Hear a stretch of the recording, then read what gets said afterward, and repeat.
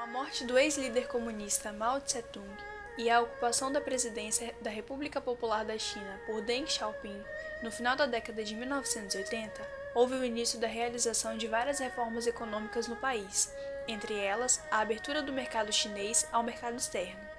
Entre as consequências dessas reformas, é possível destacar o rápido crescimento econômico do país, a redução da desigualdade social da população chinesa e o aumento dos investimentos chineses em diversos países. Depois de 50 anos de desenvolvimento, a produção dos principais produtos industriais aumentou a um ritmo de dezenas ou até centenas de vezes. Vários produtos industriais foram vendidos para todo o mundo. Desde 1996, a produção de aço e ferro e carvão, fertilizantes agrícolas e televisores tem mantido em primeira classificação do mundo. A matéria-prima da China provém de diversas fontes de energia, como carvão, gás natural, petróleo, inúmeros recursos minerais e terras raras. O país ainda ocupa o primeiro lugar em produção de energia hidrelétrica e energia térmica, que é gerada por combustíveis fósseis. As indústrias chinesas encontram-se principalmente nas regiões litorâneas, aberto do capitalismo. Segundo a OMC, entre janeiro e junho de 2009, a China superou a Alemanha e os Estados Unidos e tornou-se o maior exportador mundial. Os gêneros industriais são os mais variados, desde indústrias químicas e petroquímicas a indústrias automobilísticas e de tecnologia de ponta. O processo de abertura econômica na China começou em 1978, com a participação da iniciativa privada e a entrada de capitais estrangeiros no país. As reformas foram realizadas em 4 setores: indústria, agricultura, defesa e tecnologia. O governo chinês afirma que sua economia é tipicamente capitalista. Algumas características tornam sua economia mais próxima de uma economia socialista de mercado, marcada pela regulação estatal. Na China, o governo ainda participa ativamente da economia, como proprietário dos meios de produção, além de ser um planejador econômico e controlador do sistema financeiro, embora a participação da iniciativa privada tenha crescido bastante no país. Foram criadas zonas econômicas especiais, em que capital, experiências e tecnologias estrangeiras eram muito bem-vindas. As exportações tornaram-se uma prioridade do governo.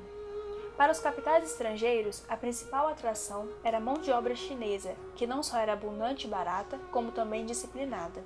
Além disso, o governo ofereceu incentivos fiscais e construiu a infraestrutura necessária para a importação e exportação. O capital investido na China para sua industrialização proveio de investimentos diretos externos, chamados IDE. Esses foram essenciais para o salto econômico chinês, que entre 1981 a 2007 saltaram de 265 milhões de dólares para 138 bilhões de dólares. Apesar de ainda ter 60% da população ocupada em atividades agrárias, o motor da economia chinesa atual é principalmente a atividade industrial.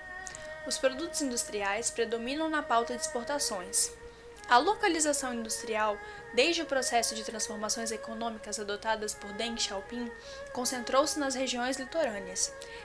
Essas regiões, que abrigam a maior população urbana do país, dirigem sua produção para o mercado externo.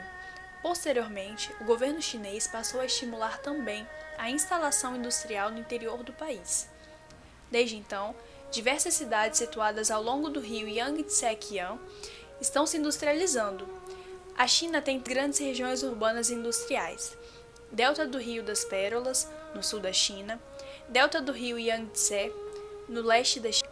Embora apresente todos esses dados de crescimento econômico, a China enfrenta algumas dificuldades. Grande parte da população ainda vive em situação de pobreza, principalmente no campo. A utilização em larga escala de combustíveis fósseis, como carvão mineral e petróleo, tem gerado um grande nível de poluição do ar. Os rios também têm sido vítimas desse crescimento econômico, apresentando altos índices de poluição. Os salários, controlados pelo governo, colocam os operários chineses entre os que recebem uma das menores remunerações do mundo.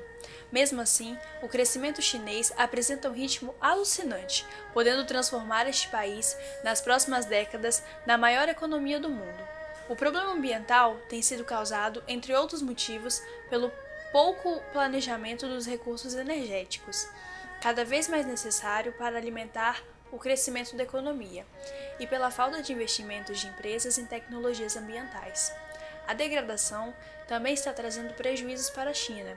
O governo estima que perdeu em 2003 28 bilhões de dólares com a falta d'água e 13 bilhões com a chuva ácida.